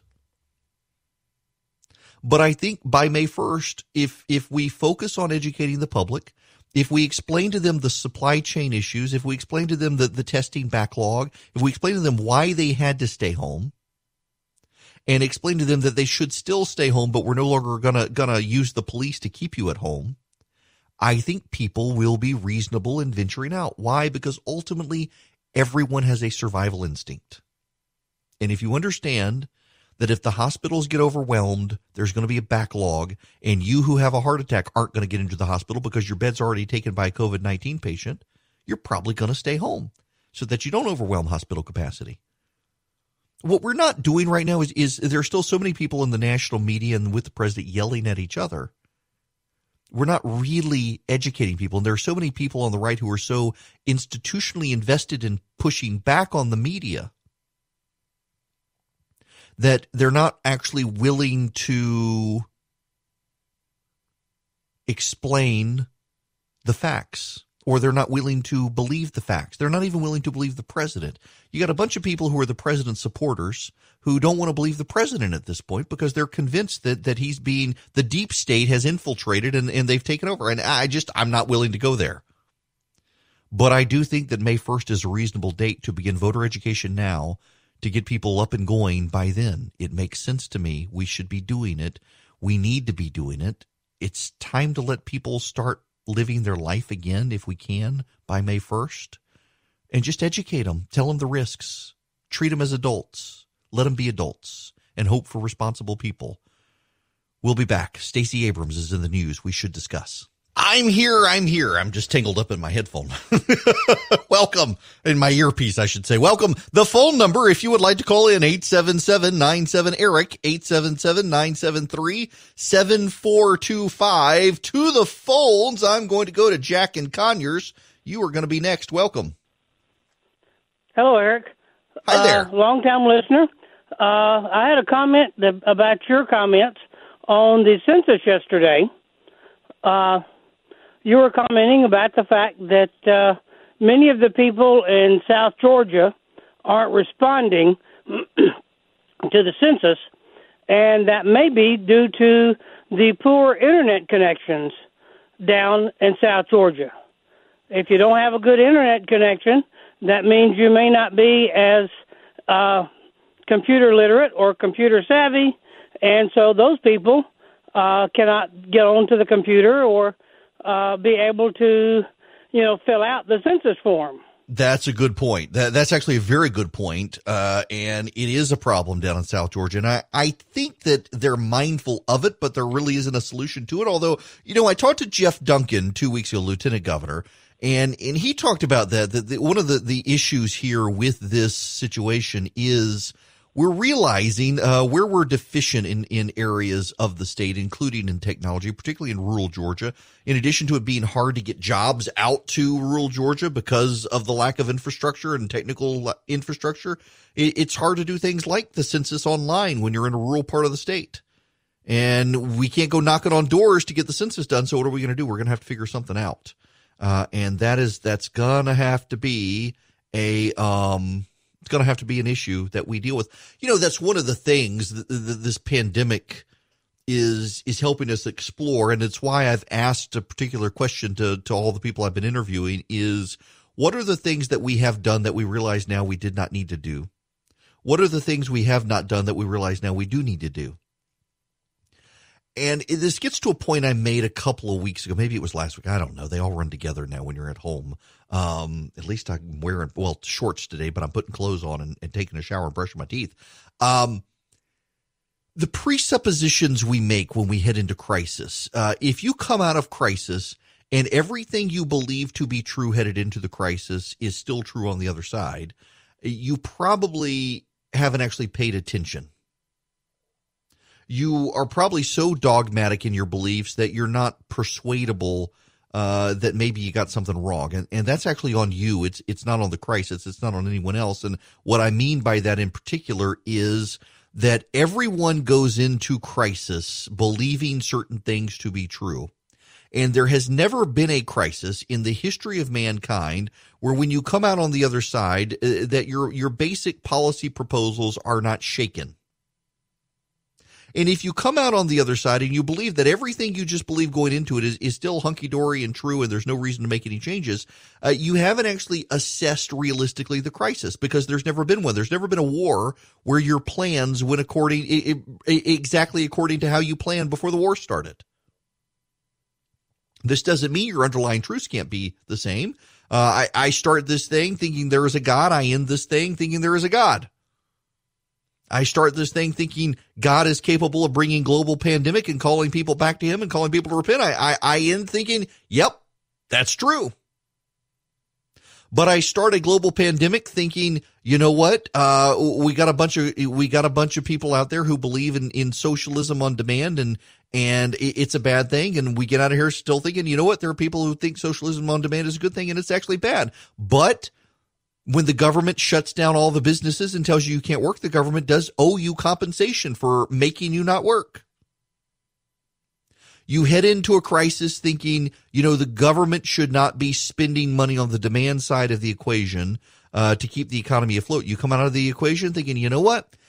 I may not agree, but maybe they needed to. Maybe I'm not going to pound my chest so hard against them doing it this time, given the circumstances. The war plan and the war are never the same thing. And if you think it is, you're going about life in some way that is fundamentally slipping. And one of the things is, we knew ahead of time there were problems in South Georgia when it came to technology. And guess what? This crisis is exposing the fact that we do have real problems in South Georgia. We now realize how much more extensively those problems are. We knew there was a problem. We didn't realize they were as bad when it comes to technology and things like that. One of the good things that comes out of a crisis, if there is a silver lining, one of the good things is that we realize some of the things we did before really aren't necessary. And some of the things we did before are actually even more necessary. We realize that some of the regulations we put in place are still necessary, but a lot of the regulations are no longer necessary. I talked about this with Sonny Perdue in the first hour. I've talked about it with Brian Kemp, that we're finding that there are institutions and people and businesses stymied by regulation that could help, that want to help, that can't help because regulation is in the way. And maybe those regulations of the 21st century that were put in place in the 19th or early 20th century, they're not necessary in a 21st century economy. And we should be willing to assess those things and change. I do, though, have a sneaking suspicion that we won't do a lot of that, maybe at the state level, but at the federal level, I don't think we will, because there's so much institutional investment in keeping a lot of the systems in place. And that's a problem. Now, I do want to get to the Stacey Abrams situation, but a friend of mine flagged this for me at the bottom of the hour. Peter Leidart, is this a judgment? Is the world under judgment? Is COVID-19 the kind of pestilence Yahweh warns of when he says through Jeremiah that Judah will be plagued by sword, famine, and pestilence? It's hard to read it any other way. An individual illness is a trial. A worldwide pandemic is of a different order. A burglary is a test. Invasion and plunder are judgments. It's difficult to read biblical descriptions of cities and nations under judgment without being struck by the resemblance to the world April 2020. Our city streets are silent. There is no longer the voice of the bridegroom and the voice of the bride, not even the wailing of a funeral dirge. Many merchants have closed their doors, and the shops of many craftsmen have gone quiet. The music of harpists and musicians and flute players has stopped. Concert halls and theaters throughout the world are empty. Cities are soundscapes, and silent cities are cities under the Lord's discipline. Churches, too, are soundscapes and places of assembly. Now they're empty and still. We should ponder the possibility that God himself has had enough of our trampling of his courts and so has put an end to our new moons and feast days. Some will say the virus didn't do all this. The response to the virus did. There's truth to that, but it doesn't alter the point. The pestilence and shutdown have produced a situation that looks an awful lot like a judgment of biblical proportion. And then there's this. Pay attention to this part. Yuval Levin has wisely observed that our contemporary politics of catastrophism, where everything is a life and death crisis, has disabled us from discerning the difference between the ordinary and the extraordinary. But our inflation of the rhetoric of crisis doesn't mean crises don't happen. Not every moment is a time of exceptional crisis, but a few moments are. This is one of those moments. You know, I have noticed that, and this gets to the same point of people not willing to reevaluate the things that they thought were so. The language of partisanship that we're using in a time of global pandemic and economic meltdown is the same language we used 3 months ago. The left blames the right blames the left. There's the conspiracy of the deep state. There's the conspiracy of the Russians. Everybody's ignoring the Chinese. Well, the conservatives aren't ignoring the Chinese. The media sure is. It's just striking to see that the same arguments today in the face of global pandemic and worldwide economic collapse are the same arguments being used several months ago, the same blame games being played. No one wants to say, okay, guys, this is actually a real crisis now. Step up. Everybody find a solution. No, it's your bad guys from a month ago or your bad guys now. Your good guys are still the same. No one on the left wants to give the president any credit for any of the good stuff he actually did. And he did do a lot of good stuff, including stopping travel with China. People on the right don't want to credit people on the left. They don't want to credit Gavin Newsom of California for being hyper-responsive. They don't want to blame the president for anything. We're still in the exact same world. You know, there were a lot of people in the early days of this as it was shaping up to clearly be something catastrophic to the global economy. There were some people who said, you know what, maybe this will be eye-opening and people will finally realize there are bigger things, more important things. Nope, not happening. Not happening. And meanwhile, we've got Stacey Abrams still out there. And it's just it's confounding the situation. It's unfortunate. But I think we will come through it. And I do think when we get to the other side, people are going to sit down, at least at the state level, and say, what can we do differently? Maybe some of the regulatory folks will. Now, that leads me into the Stacey Abrams stuff. It does seem that she is campaigning to be the vice presidential nominee for the Democrats. There's an op-ed in the New York Times. It's obvious whom Joe Biden should pick as vice president. The subtitle is, he needs a running mate who strengthens the ticket in areas where he's weakness. One person stands out. Steve Phillips. He's a podcast host, Democracy in Color with Steve Phillips. I don't know anything about him otherwise. He's a senior fellow at the Center for American Progress, which is a left-wing think tank, and he's the author of Brown is the New White, How the Demographic Revolution has Created a New American Majority. As Joe Biden formally begins his vice presidential selection process, he needs to find a running mate who strengthens the Democratic ticket in the area where he's weakest. The nomination contest has highlighted 3 sizable shortcomings that imperil his quest to defeat President Trump.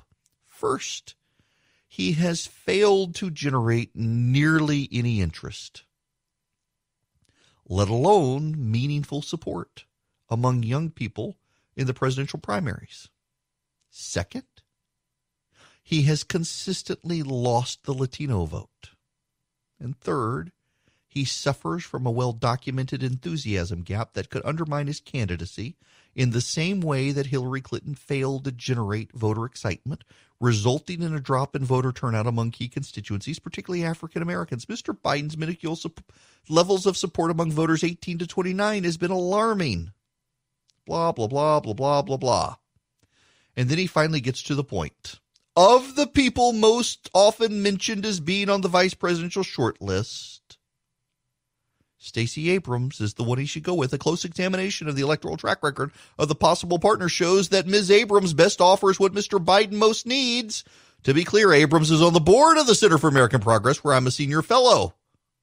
In terms of success with young people, Barack Obama's political popularity is unquestioned. Of the potential nominees, only Ms. Abrams outperformed Mr. Obama in her state. And I mean, y'all, the movement is on, and Abrams, I guess it was in Vanity Fair, suggested, yes, she'd love to be. She thinks she's good. I have a hard time seeing an open campaign for Abrams to be vice president actually helps Abrams. Maybe it does. But you want someone, if Joe Biden were to keel over tomorrow, who could become president. And Abrams has never actually won a statewide race. She's been a state representative in Georgia, and that's it. And people on the left, they got so whipped into diversity. And part of this, can we be honest here, a lot of this on the white liberal side is white guilt. They so emotionally invested themselves in Beto O'Rourke in Texas that they ignored Andrew Gillum in Florida and Stacey Abrams in Georgia, two candidates who are actually much more viable and came closer to winning than Beto O'Rourke did in Texas. And so there's a lot of white guilt that, we ignored these black candidates and now we need to boost them. Listen, I think Abrams is a credible person. I think she's actually is a nice person. I have met her. I disagree with her completely on pretty much everything in politics. But she's a good person, but she's not qualified to be vice president of the United States. She's been a state representative in Georgia, period. She tried to run for higher office and she lost. She didn't even make it into a runoff. People free. Oh, she had it stolen. No, she couldn't even get into a runoff.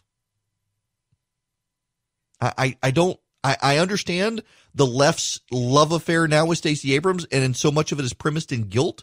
But the reality of the matter is she's not at a level of a Kamala Harris, who got elected statewide as Attorney General in California, is a U.S. Senator. Or what's her name? Governor Gresham in New Mexico, who's the first statewide elected Hispanic female in the Democratic Party, was a health commissioner, a congresswoman, and now a governor. There are way more people ahead of Stacey Abrams in terms of qualifications than her. And it is something about the PR machine behind Stacey Abrams that I think behind the scenes increasingly is rubbing some Democrats. And I've heard from some of them on the national scene that basically who does she think she is? She was a state rep. You got people like Kamala Harris or Amy Klobuchar or Governor Grisham from New Mexico who fit the bill better than Abrams, who on the ticket still probably couldn't get Joe Biden to win Georgia. Want to be on the show? And call Eric. That, I think, is one of those issues where we're gonna have to. We as a people are going to have to recognize that there is a level of media generated love affair that doesn't necessarily comport with reality.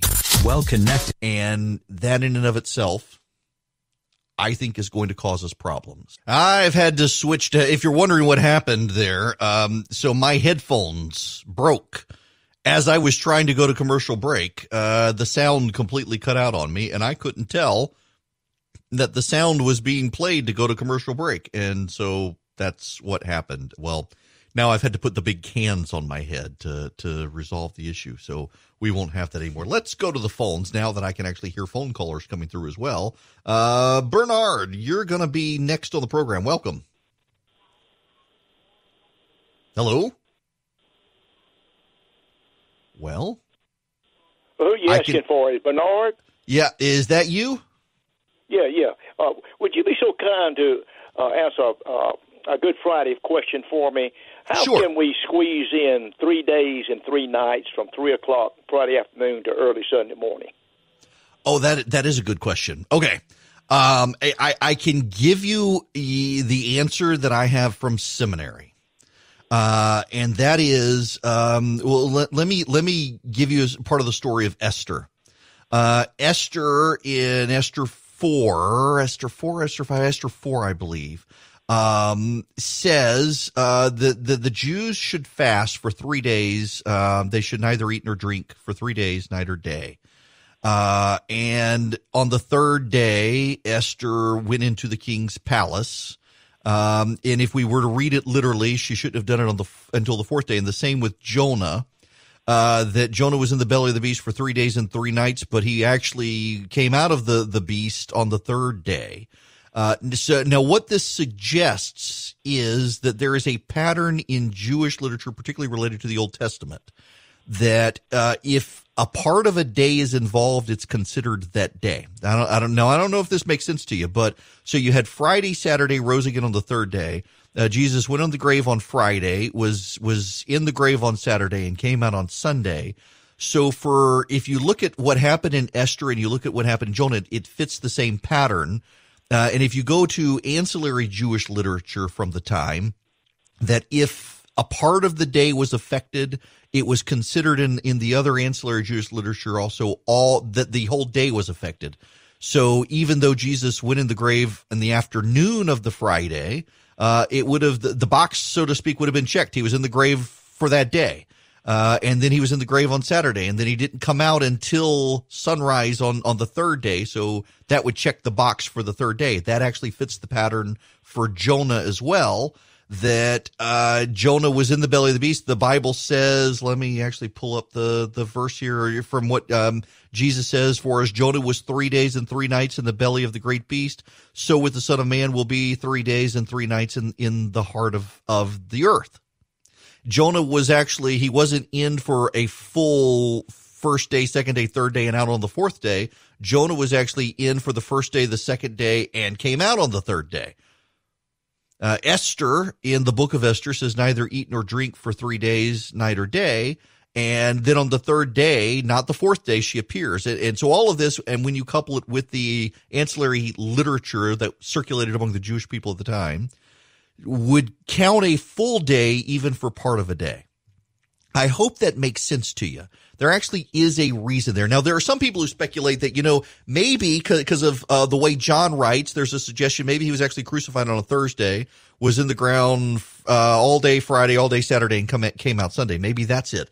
But the prevailing sentiment, scholarly sentiment, is there actually is a pattern in Jewish literature of treating partial days as full days.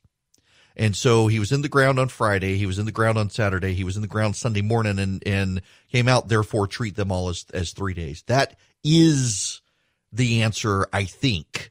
And it also makes sense when you compare it to the Old Testament comparisons that were used for the crucifixion. Partial days counted as full days. Hello and welcome. It is Eric Erickson here. The phone number, if you want to be a part of the program, is 877-97-ERIC, 877-973-7425. So normally I wear an earpiece, an IFB piece like you do on TV, because I hate to have big cans on my head when I live stream because I think it looks ridiculous. I also hate to hear my own voice on the radio. But my earpiece, if you were listening in the last hour, it broke right as we were going to break, and I couldn't even tell we were going to break. So I had to put on these cans, and I really don't like hearing my voice on the radio. I really don't. Okay, there's a story. Where is this? This is from the Macon Telegraph in Macon, and it's actually there's a reason I bring this up, and it's curious to me. Let me read you this article. A nursing home in Macon has more than 60 confirmed cases of COVID-19. Pruitt Health, Macon, on Anthony Road, has 68 confirmed cases of the new coronavirus. The only two Pruitt Health nursing homes that have more cases in Georgia than Macon's are located in Fulton County and Dougherty County, according to Pruitt Health website. Pruitt Health Macon has 11 pending tests and 113 negative tests. We know how stressful this time is for our patients and their loved ones, says Neil Pruitt Jr., the chairman and CEO of Pruitt Health. That's why we decided to publish location-specific COVID-19 data on our website. Pruitt Health announced on April 8th that Pruitt Health Macon, along with other facilities, were operating at Alert Code Red status after having at least one case, but the facilities were waiting on confirmation from the CDC.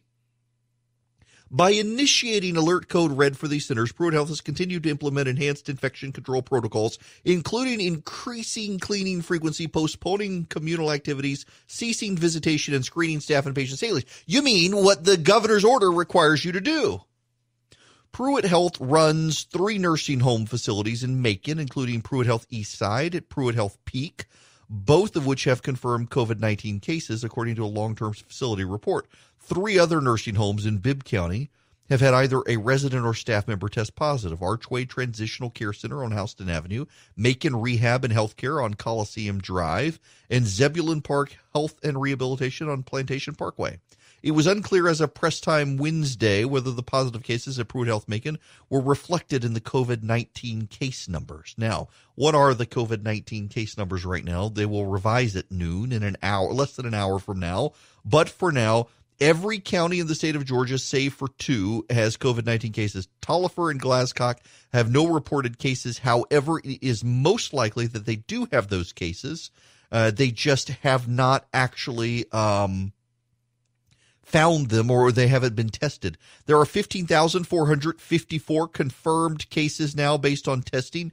3,040 are hospitalized. 584 have died.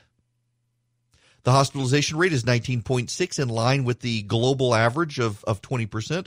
The death rate is 3.78%, below the nationwide average of 3.9%, very slightly, and below the global average of 5%, which is good. The Pruitt Health thing, it was a curious timing to me, because I received a phone call from a listener. The listener claims to work at Pruitt and suggested that there were problems there. And he was very concerned. Concurrent to that, we know someone who had worked there and didn't feel comfortable continuing to work there and left. And I don't know anything about the company, and I don't want to slight them, but I thought it was very interesting that you have a story come out in the paper.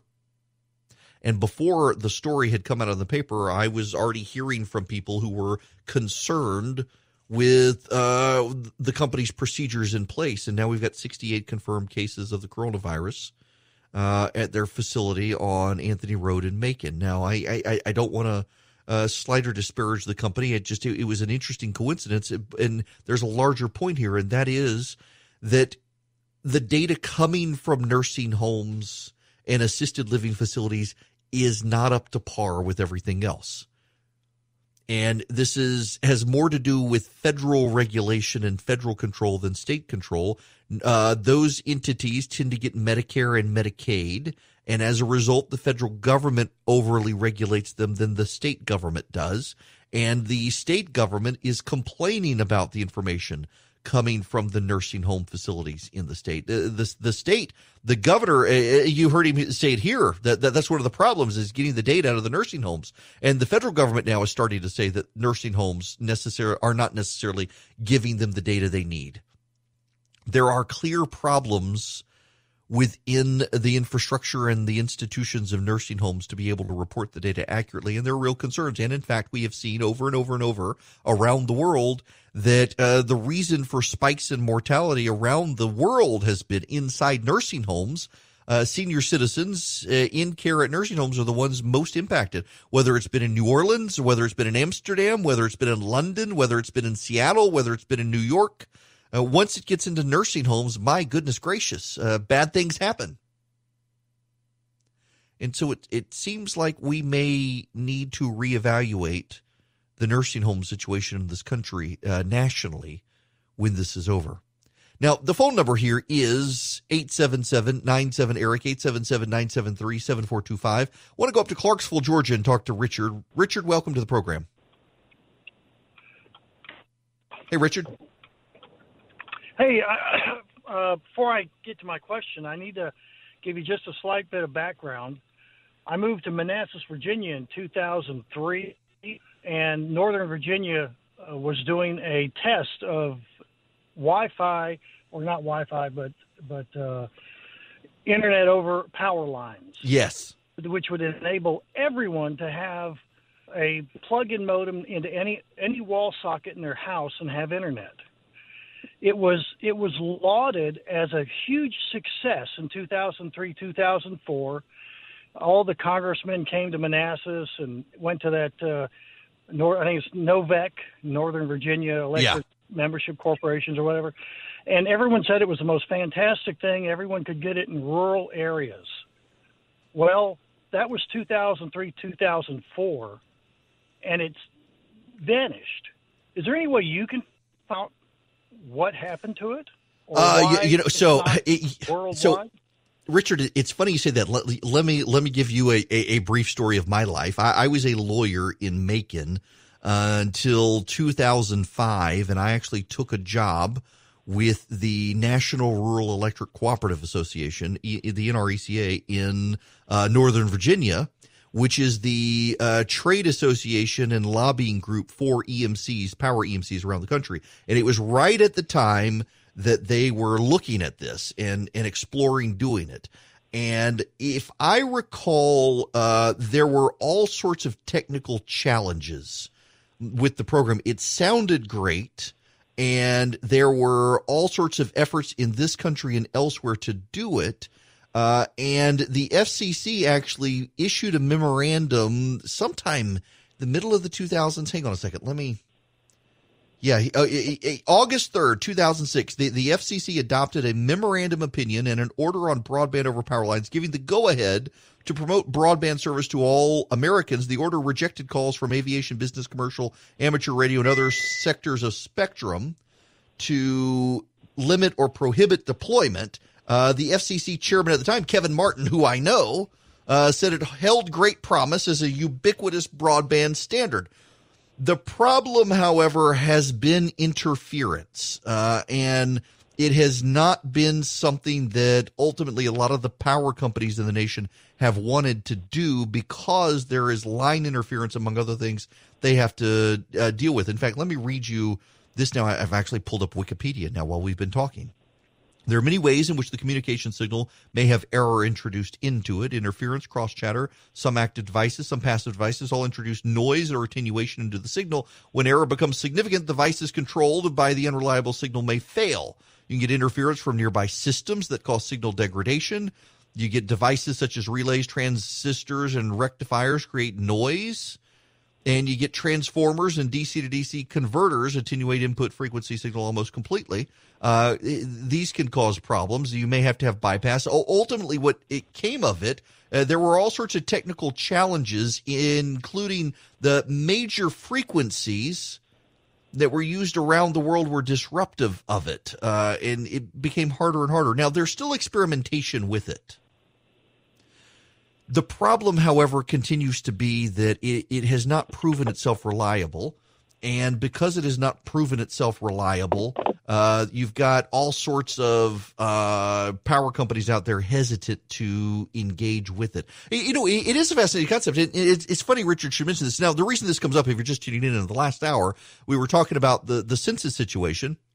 And down in South Georgia, they're urging people to do the census online, but people can't get online in South Georgia or in parts of North Georgia. I've had more people, including Congressman Doug Collins, call this program and complain about Windstream. I don't know anything about Windstream, but I even the congressman complains about it. And in South Georgia, there are problems with access to the internet. And they need people to take the census. You need to take the census, but people don't have access to the internet in some places to be able to do it. You got to go to a public library. Well, you can't go to the library right now because the library's closed. And so internet over power lines became a thing. And there was technology, as Richard was saying, and I remember because it was right before I went to work for the NRECA up in Virginia that deals with local EMCs around the country. And they were having problems. It was interference in the lines. It sounded really good. There was a pilot project in Virginia. And one of the things, don't hold me to this, folks, don't hold me to this. But I'm about 90% sure that there was new in Northern Virginia, a lot of the infrastructure, because of the explosion of growth in Northern Virginia, they had a lot of new infrastructure and it worked fine there. But on older power lines and older power grids, there was so much interference for other stuff, it really didn't actually work out well. And they wound up not being able to deploy it as much as possible. It sounds like a great solution, but the interference issues have for years caused all sorts of problems. It should be a great solution. You know, the other one is satellite. Satellite broadband sounds good until you actually think about it. How far up are satellites? Satellites can be up thousands of miles. And it's actually quicker the way light travels, because remember, your internet signal travels at the speed of light. It is quicker to go from California to New York than it is to go from New York up into a satellite and then back down to California. The straight line path that an internet wire tends to face, even with the routing along the way, is a shorter path than going up to space and back. So you've got buffering problems, you've got streaming problems. It's very hard to do satellite internet. It sounds cool. What people forget is the distance. It actually is pretty far up to get a stationary satellite or any other satellites, even in low Earth orbit. You're still talking about lots of mileage on the way up and then on the way back. It's double the miles. We got to find ways to build out internet infrastructure in the country, particularly in rural areas. And maybe satellite is a way to do it to some degree. Maybe broadband over power lines is a way to go to some degree. But these are not, there are all sorts of trade-offs with the approaches. The one thing I know for certain is that until we can find ways to improve the infrastructure in rural parts of the state, we're still going to be stymied in getting businesses to move those areas. We need, for example, in Middle Georgia, Middle Georgia should all come together and tell Bibb County, let us work with you on this airport. Because if Middle Georgia would expand that runway at the Middle Georgia Regional Airport and come together, they could build a regional aviation hub for cargo capacity, which would offload jobs from the Atlanta airport, which would free up runway space from Atlanta. But also it would incentivize commercial air travel as well for passengers. And I know there have been efforts underway, and there actually is a flight now there in the Middle Georgia airport that gets up to Washington, D.C. that is always full, and that's great. But you got to be able to draw people away from having to drive to Atlanta or Tallahassee to the airport, and right now there's not. And Middle Georgia's primed for this, but I swear to you that the Bibb County government can be so dysfunctional sometimes, and it just makes sense to me that you need to stick 500 more feet on that runway and get local governments in the area participating collaboratively together. And from there, you start building up infrastructure, and you can actually you can actually incentivize people to move into Wilkinson County, which is a rural part of the state where land is cheap, and you could put a business there and say, hey, you know what? If you work here, you don't have to drive. Your business doesn't have to drive to Atlanta. Your cargo doesn't have to come from Atlanta. You can go to Macon. It's a lot closer. But there's got to be a better collaborative approach. One of the things I found in being on talk radio, being an elected official in Middle Georgia for a while, being involved in politics, is that a lot of South Georgia counties, they don't collaborate necessarily as well as the metro Atlanta counties do, because resources are so much more scarce. They're all deeply more covetous of the resources. In Atlanta, increasingly, they take a regional approach because of transportation and commuting. But you go down to South Georgia, someone lives in a county, the odds are they work in that county. There's no reason to do that level of collaboration. And that, to some degree, is going to have to change if we're really going to attract business and development to other parts of the state. Coming up at the bottom of the hour, I want to talk to Drew Eccles, who owns and runs a farm up in North Georgia, about the supply chain. He's got an op-ed in the newspaper in Gainesville. Want to talk to him about the supply chain and dependency on Americans for American farm products. Before we get there, though, this stood out to me. As governments fumbled their coronavirus response, these four got it right. And it lists Taiwan and Iceland and South Korea and Germany as countries that flattened the curve early. What's so interesting, though, I do have to say, is that they use total deaths reported as opposed to per capita. And when you look per capita, Iceland is one of the worst, but they list Iceland as one of the best. But here's what I think is so fascinating about this. 4 countries. 4. This gets missed in so much of the partisan sniping. 4 countries, according to CNN, got it right. Out of how many? Close to 198, 200 countries? I forget how many there are now. It's not like the United States or the president did a bad job. And by the way, per capita, the United States actually has done a pretty decent job. In fact, per capita, the United States has done a better job than Iceland. This article at CNN lists a number of things that were done right and early. For example, be prepared, be quick, test, trace, quarantine, use data, use technology, be aggressive, get the private sector involved, act preventatively, use technology but respect privacy.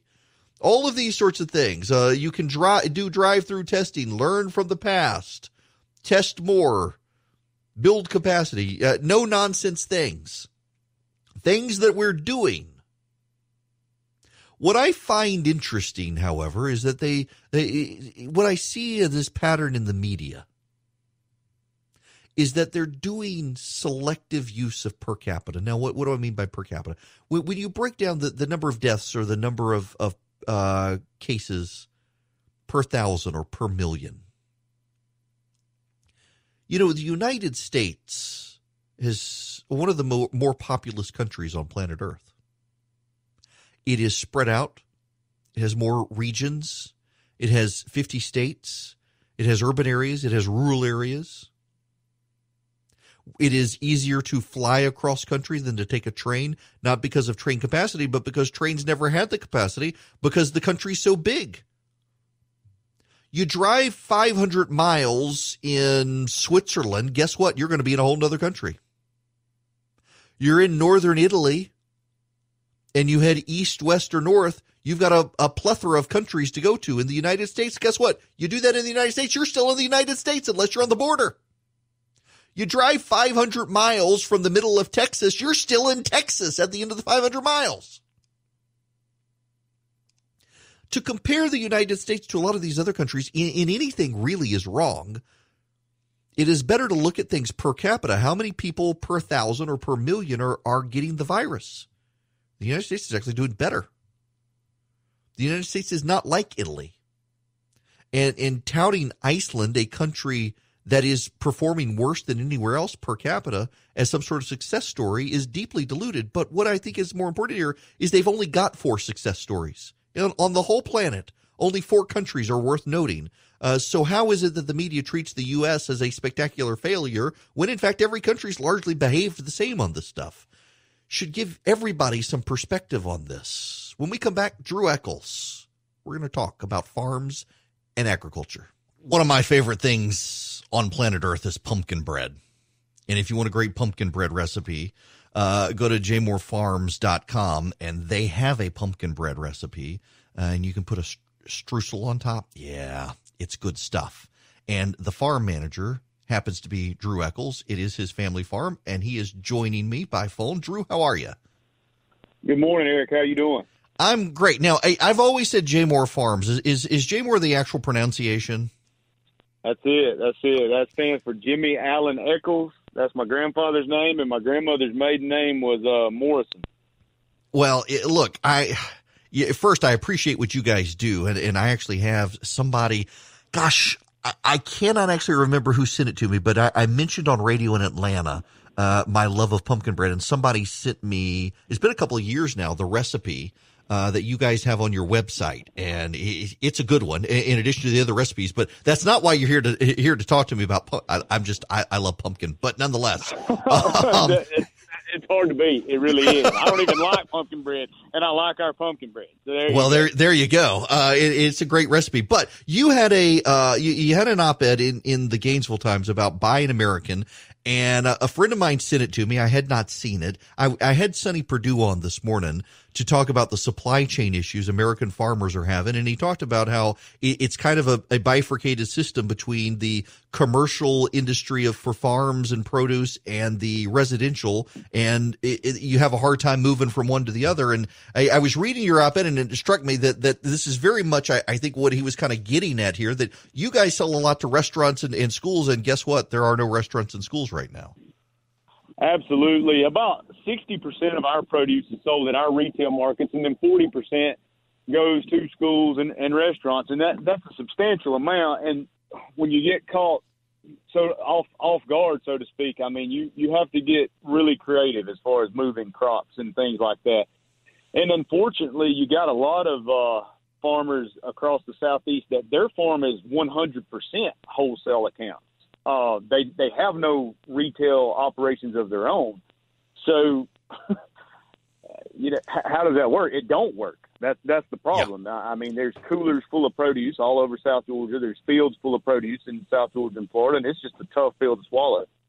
And we're seeing those stories of farmers having to pour out the milk, and now there are reports about cattle farmers having to basically slaughter cows to drive up prices because the middlemen are basically bankrupting them right now. It's not an easy business to be in ever, but particularly right now. Right. I mean, when you start thinking about how much food that the school systems in America use, the restaurants, the entertainment business. I've got a friend that's one of the largest caterers in the state of Georgia, and he was talking to me that just the event that they canceled in the month of April was over a tractor and trailer load of lettuce. I mean, that is an enormous amount of lettuce. You think it's just one load, but that's probably, if I had to guess, that's enough for 20,000 salads. Wow. It's just tough. It's just tough all the way around. So how are you guys adapting? Well, we've been kind of fortunate that there has been some press the past couple of weeks, and I mean, we've been banging it out on social media and trying to tell this story, and not just for me, but our markets are open year round and they're considered essential. And listen, we're selling a lot of Georgia grown and American grown produce right now. I think it's just, I hate to, I don't want to be one of those, I don't want to be negative Nancy, and I don't want to be a poor, pitiful me, but I'm telling you that we got to get out of the box. We got to demand our produce come from our country. I'm not worried about Mexico. I'm worried about my friends that I serve on boards with in South Georgia and in Florida and South Carolina, in the southeastern United States. That's who I'm worried about. I'm not worried about those other countries right now. I'm worried about our farms being healthy. Well, and let's talk about that, because we are, and you mentioned your op-ed in Gainesville, that we have a seasonal growing period for things that is similar to some places like Mexico, and yet a lot of times because of price, American businesses prioritize buying from abroad as opposed to propping up the American farm industry through direct purchases here. And I realize we've got the new farm-to-table craze in restaurants and things, but that's not sufficient compared to the retail markets out there. So my workers, I bring in H-2A workers on visas. They're legal. They're documented. Their records are probably cleaner than mine, just to be honest with you. And they come from Mexico, and I pay them 10 times more than what the average wage is in Mexico. I mean, come on, how? I mean, it's like farming with one hand behind your back, automatically, straight out of the gate. We can't compete with that. We're going to have to do better than that. The Monday before last, you can find it on a USDA website. The Monday before last, not this Monday, last Monday, 127 tractor and trailer loads of tomatoes came in the United States across the border from Nogales at the port of entry in Nogales. I got two issues there. Number one, there's farmers that week. There were farmers in Florida around Homestead destroying tomato crops because they can't compete with the labor price. Okay, that's issue number one. Issue number two is a tractor and trailer has about 850 boxes of tomatoes on it. Are you telling me that every single one of those is inspected? I don't know. There may or may not have been drugs on those trucks. I don't know.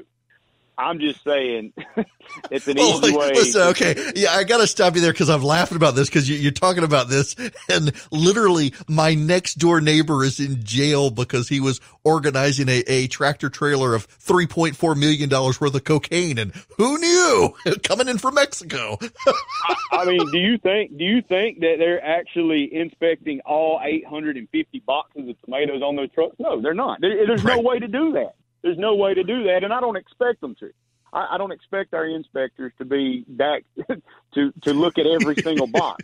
I get it. I'm trying to be practical here, but let me tell you that there's a whole lot less cocaine and methamphetamine and marijuana outside of my neighborhood. Grown and produced in South Georgia than there are in Mexico. So that's the obvious. And so, but now what do we do here? Because you hear Americans say, "Well, I can get the tomato cheaper from Mexico than I can in the United States." What beyond the price issue? I know in talking to Secretary Perdue this morning that there are all sorts of regulations that suddenly this crisis is making the USDA and others realize, hey, maybe we don't need to continue complying with this regulation that was put in place in the early 1900s or late 1800s. I think that's right. There are certain things. I mean, the consumers ultimately it's going to be in the consumer's hand, and I think that I think most consumers when they hear our stories, I think they're gonna buy in to what we're trying to do. I think we, when we negotiate USMCA and other trade agreements like that, listen, I get it. I'm 99% of the American economy won in that trade deal. I get it. Everybody can't win all the time, but the Southeastern produce growers took it on the chin, and we were screaming it all last year that we didn't know that COVID-19 was going to happen. But it's just kind of a double dose. It's a double whammy. COVID-19 and USMCA is just busting us in our mouth, and that's just a tough. Again, it's a bad deal. It's a perfect storm for a lot of these guys to go out of business, and we don't need that. Now, let me talk a little more specifically about J. Moore Farms. You guys have been around, for how long? Since the early 1900s? Yes, I'm the fifth generation here on the farm. My granddad's granddad was a sharecropper here in like 1912. Now, I haven't actually been up to J. Moore. I probably need to go. My wife is all about peaches, and man, we had to go buy strawberries in South Georgia. By the way, I fundamentally hate strawberries, and my wife loves them, and our whole house smells like strawberries because she's been making jam, and she's always looking for places for produce. Can people actually come to J. Moore Farms individually, or is it just for commercial business? No, we have two retail stores, one just north of Gainesville on Highway, and another over at Commerce at Banks Crossing 441 and 85. So we have a lot of people coming in and out, and we just appreciate. We've been retail for all of those years since 1912. Huh. And so, how is retail business right now? Because I know, for example, we have had to go to some farmers markets to find stuff we just can't find at the grocery store right now because everybody's buying up stuff. So we're able to get our hands on a lot of fresh stuff. We have a couple brokers that we work with in Forest Park on the farmers market, and we're able to get our hands on a lot of fresh, good-looking stuff. Prices are all over the place. Early in COVID-19, weather was really rough. It was raining a lot, and that typically drives prices up. Now it's dried up here in the Southeast, so quality's really good. Prices have come down a little bit. Trucking costs are up. So prices are just – there's really not a lot of consistencies to a lot of the vegetables right now, nor anything else really. Yeah. But the quality of produce has been really good. The supply has been pretty good. We've been able to get our hands on it. And our markets are – last weekend we had to it's decent. I mean, listen, have we had better days? Absolutely. But I just think that Georgians in general, I told a friend of mine this morning, I said, I believe about another week of this, and people's going to be, they're going to be raring to go. If the weather stays this pretty, I mean, look, you see the pictures of Home Depots and Lowe's and things like that, and even a lot of grocery stores, people are getting out. So, yeah, as a matter of fact, I talked the other day on the radio about an article I saw here in Georgia that, they track so many people by cell phone now, and only about 15 to 20% of people have really curbed their behavior significantly, which I guess is enough to slow it down. But it's definitely having the business impact on people and make it. I mean, between toilet paper and everything else, trying to get stuff in grocery stores is difficult. And now you've got the situation with you guys, for example, the restaurants and stuff aren't open, and even the farm to table movement is kind of on hold right now. Right.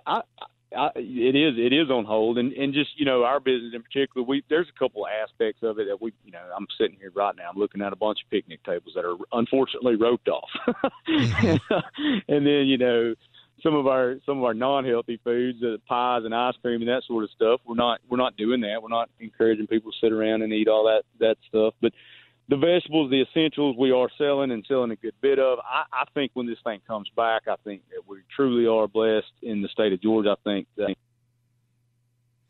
Well, let me ask you one last question here. Your phone's breaking up just a little bit, but I got one more for you, Drew, and that is just bottom line. You view this almost as a national security issue, and people need to be buying local and supporting local farmers in the country just because we don't need to be dependent abroad, correct?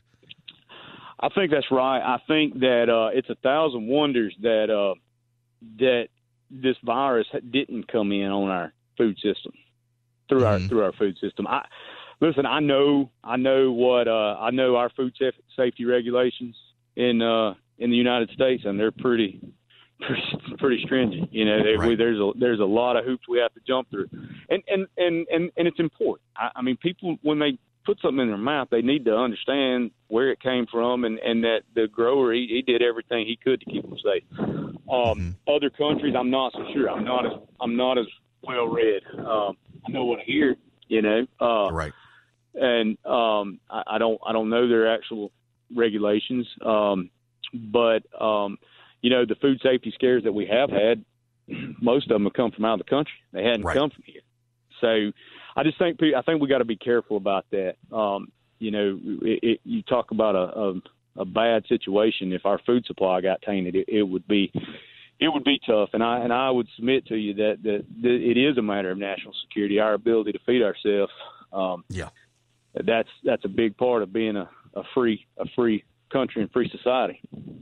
Well, I agree with you on that one. Well, listen, best of luck to you. At some point, I promise I am going to get up there and see where this pumpkin bread recipe comes from. Right. Very much appreciate you taking time out of your day to talk to me about it. Yes, sir. I appreciate you calling. I appreciate the opportunity. Absolutely. Drew Eccles, J-More Farms in Alto, north of Gainesville. jmorefarms.com is the website, JAEMOR farms.com. And seriously, they do have on their website, you can find the recipe there. Now you guys know more about me than you ever wanted to know. My love of pumpkin and sweet potatoes. I could probably be orange. I eat enough of both of them. They're wonderful things. And it is a great farm. You can also go up to their market. They've got one in Commerce north of Athens as well. And they're on Cornelia Highway in Alto. If you want to get up there, the farm is open until 6 p.m. Every day. It's Monday through, it's 7 days a week.